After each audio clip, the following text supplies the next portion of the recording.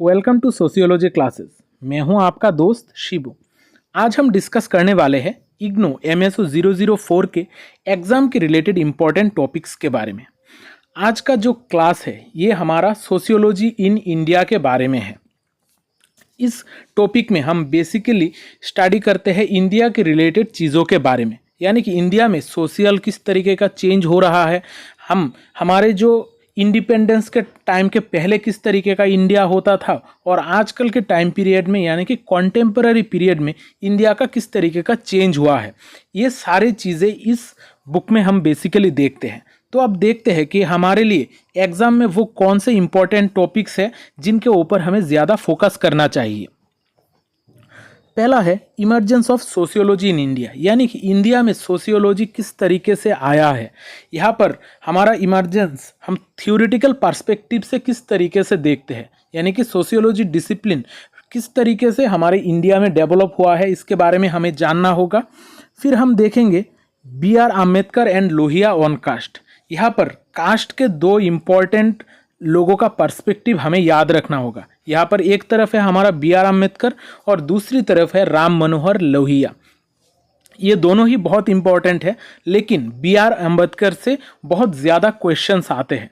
BR Ambedkar से हमें घुमा फिरा कर भी क्वेश्चन पूछे जा सकते हैं और साथ साथ बहुत बार ऐसा होता है कि हमें कास्ट रिलेटेड सिर्फ क्वेश्चन दिया जाता है, वहाँ पर किसी भी इंसान का नाम मेंशन नहीं किया जाता है। वहाँ पर भी हमें जब भी इंडिया के इस सोशियोलॉजी इन इंडिया में कभी भी कास्ट के रिलेटेड अगर कोई क्वेश्चन आए तो आप लोग ज़रूर BR अम्बेडकर का जो कॉन्सेप्ट है उसको मेंशन करके देना मत भूलिएगा। फिर हमें स्टडी करना होता है फैमिली। फैमिली में अलग अलग टाइप्स की क्या फैमिली है और इसको हम किस तरीके से डिफाइन करते हैं। फिर हम फैमिली को स्टडी करने के लिए जो अलग अलग पर्सपेक्टिव यूज़ करते हैं उसके बारे में भी हमें जानना होगा। फिर हमारा जॉइंट फैमिली सिस्टम के बारे में भी हमें थोड़ा इम्पोर्टेंस दे के स्टडी करना होगा। यहाँ पर हम इंडिया के पर्सपेक्टिव में किस तरीके से इंडिया में जॉइंट फैमिलीज़ में हम चेंज देखते हैं, इसको आप लोग थोड़ा अच्छी तरीके से स्टडी कीजिएगा। फिर आपको पढ़ना होगा marriage in India. Marriage in India में हम बेसिकली देखते हैं कि मैरिज किस तरीके से एक यूनिवर्सल इंस्टीट्यूशन बन चुका है इंडिया में। इसके रिलेटेड क्वेश्चन बहुत बार पूछा जा चुका है, इस वजह से ये बहुत ही एक इम्पॉर्टेंट टॉपिक है और इसको आप लोगों को थोड़ा केयरफुल्ली भी स्टडी करना होगा। फिर हम देखते हैं हमारा 3 स्ट्रक्चर में किस तरीके का बदलाव। पहला है एग्रीरियन स्ट्रक्चर, फिर वर्किंग क्लास में किस तरीके का चेंज हुआ है और फिर है हमारा मिडिल क्लास में किस तरीके का चेंज हुआ है। यहाँ पर हम जब एग्रीरियन स्ट्रक्चर पढ़ेंगे, एग्रीरियन स्ट्रक्चर में हमें अलग अलग पर्सपेक्टिव को स्टडी करना होगा। अगर हम इंडिया के कॉन्टेक्स्ट में बात करें तो इंडिया में जो जजमानी सिस्टम का कॉन्सेप्ट है ये इंडिया के लिए एक इम्पॉर्टेंट कॉन्सेप्ट है और ये एग्ज़ाम में भी पूछा जाता है। और साथ साथ डेनियल थॉर्नर और लेनिन एंड माओ ने किस तरीके से एग्रीरियन स्ट्रक्चर को डिवाइड किया था, यानी कि उन्होंने किस तरीके से एग्रीरियन स्ट्रक्चर को इंडिया में क्लासिफाई किया था, इसका अलग अलग क्लासिफिकेशन आपको देखना होगा।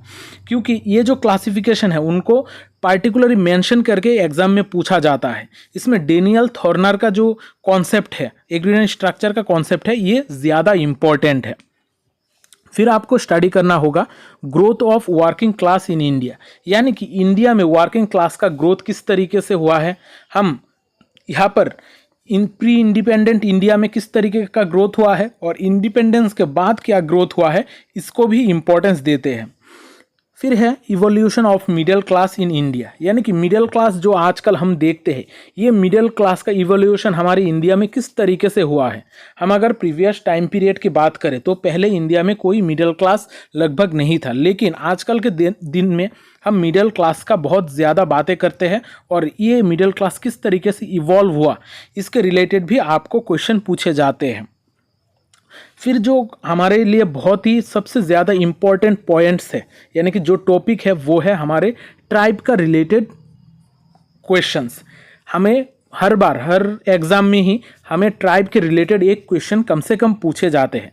यहाँ पर ट्राइब्स, उनका कल्चर ऑफ कॉमन्स, इसके रिलेटेड क्वेश्चन पूछा जाता है और साथ साथ हमारा ट्रांसफॉर्मेशन ऑफ कास्ट या फिर ट्रांसफॉर्मेशन ऑफ ट्राइब्स के रिलेटेड भी क्वेश्चन पूछे जाते हैं।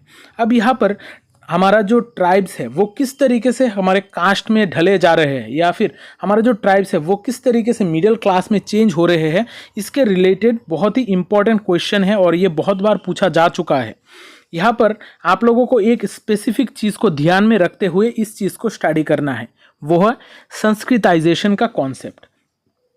ये कॉन्सेप्ट एम एन श्रीनिवास ने दिया है और संस्कृताइजेशन को मद्देनजर रखते हुए आपको ट्रांसफॉर्मेशन ऑफ कास्ट या फिर ट्रांसफॉर्मेशन ऑफ ट्राइब का कॉन्सेप्ट को स्टडी करना है। फिर हम ट्राइब में देखते हैं डिबेट बिटवीन एल्विन एंड घुरे।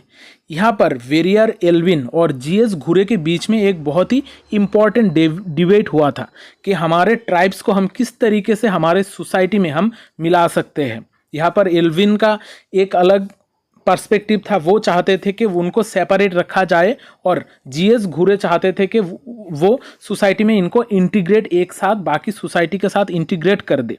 यहाँ पर इस डिबेट को भी आपको बहुत ही केयरफुली स्टडी करना होगा। यहाँ पर जो भी टॉपिक है वो टॉपिक आपको मेरी इस चैनल के प्लेलिस्ट पे मिल जाएगी। आप लोग प्लेलिस्ट सेक्शन चेक कीजिएगा, आपको सारे चीज़ें मिल जाएंगी वहाँ पर। फिर हमें स्टडी करना होगा सोशल डिफरेंशिएशन एमोंग ट्राइब्स, यानी कि हमारा ट्राइब में जो अलग अलग डिफरेंशिएशन का सिस्टम है वो क्या है, किसके बेसिस पे हम उनको डिफरेंशिएट करते हैं, जैसे सेक्स के बेसिस पे, फिर एजुकेशन के बेसिस पे, उनका ऑक्यूपेशन के बेसिस पे किस तरीके से अलग अलग ट्राइब को डिफरेंशिएट किया जाता है। फिर और एक इम्पॉर्टेंट कॉन्सेप्ट वो है religion and politics in India. ये भी हर बार लगभग पूछा जाता है। यहाँ पर रिलीजियन के साथ हमारा पॉलिटिकल सिस्टम किस तरीके से जुड़ा हुआ है इंडिया में, ये हमें स्टडी करना होता है। ये चीज़ भी हम दो फेजेस में स्टडी करते हैं। एक है हमारा प्री इंडिपेंडेंट इंडिया में किस तरीके का रिलीजियन के साथ पॉलिटिक्स जुड़ा हुआ है, और बाद में जब इंडिया इंडिपेंडेंट हुआ उसके बाद किस तरीके का हमारा रिलीजन और पॉलिटिक्स में बदलाव आए हैं। ये सारे चीज़ों को आपको पढ़ना होगा। फिर एक इम्पॉर्टेंट कॉन्सेप्ट है सेकुलरिज्म इन इंडिया। इंडिया में सेकुलरिज्म को किस तरीके से माना जाता है, यहाँ पर भी प्री इंडिपेंडेंस और इंडिपेंडेंस के बाद के सिनेरियो को आप लोगों को समझना होगा। फिर है हमारा बाकी जो पोर्शन है ये सारे बहुत ही इम्पॉर्टेंट है, लेकिन साथ साथ ये बहुत ही इजी है। ये जो टॉपिक्स है हम हर जगह पर किसी ना किसी बुक में ये पहले भी पढ़ चुके हैं और अब भी हम पढ़ने वाले हैं, और एग्जाम के रिलेटेड भी यहाँ से क्वेश्चन पूछे जाते हैं। यहाँ पर जो चीज़ है वो है अर्बनाइजेशन। अर्बनाइजेशन का अलग अलग प्रोसेस, अर्बनाइजेशन के वजह से हमारा क्या सोशल इफेक्ट हम सोसाइटी में देखते हैं, और साथ साथ अर्बनाइजेशन के वजह से हमारा सोसाइटी में किस तरीके का प्रॉब्लम्स आ रहा है, ये सारे चीज़ें हमें देखना होगा। यहाँ पर आप लोग एक चीज़ ध्यान रखें स्टडी करना कि जो सोशल इफेक्ट और प्रॉब्लम है दो अलग अलग चीज़ें हैं। सोशल इफेक्ट में हम पॉजिटिव नेगेटिव सारे चीज़ों को देखते हैं, और प्रॉब्लम्स में अर्बनाइजेशन के वजह से जो भी नेगेटिव चीज़ें हुई है उसके बारे में हम यहाँ पर डिस्कस करते हैं। फिर है आपका माइग्रेशन और इंडस्ट्रियलाइजेशन का कॉन्सेप्ट। हमारा इंडिया में क्या माइग्रेशन हो रहा है, और माइग्रेशन का क्या अलग अलग टाइप्स है, और साथ में हम देखते हैं कि माइग्रेशन और इंडस्ट्रियलाइजेशन किस तरीके से इंटर रिलेटेड है, इसको भी हमें स्टडी करना होगा, क्योंकि एग्ज़ाम में ये सारे चीज़ें बहुत इम्पोर्टेंट है। फिर हमें स्टडी करना होगा post industrial society. Post industrial society यानी कि हमारा इंडस्ट्रियल सोसाइटी के बाद आजकल का जो सोसाइटी है, बेसिकली जो सर्विस सेक्टर है, इसको ही हम पोस्ट इंडस्ट्रियल सोसाइटी कहते हैं, और इस कॉन्सेप्ट को डेवलप किया था डेनियल बेल ने। यहाँ पर आपको पोस्ट इंडस्ट्रियल सोसाइटी क्या है इसको डायरेक्टली पूछ सकते हैं, या फिर डेनियल बेल ने किस तरीके से पोस्ट इंडस्ट्रियल सोसाइटी को डिफाइन किया है या फिर डिस्क्राइब किया है, इसके बारे में भी आपको क्वेश्चन पूछा जा सकता है।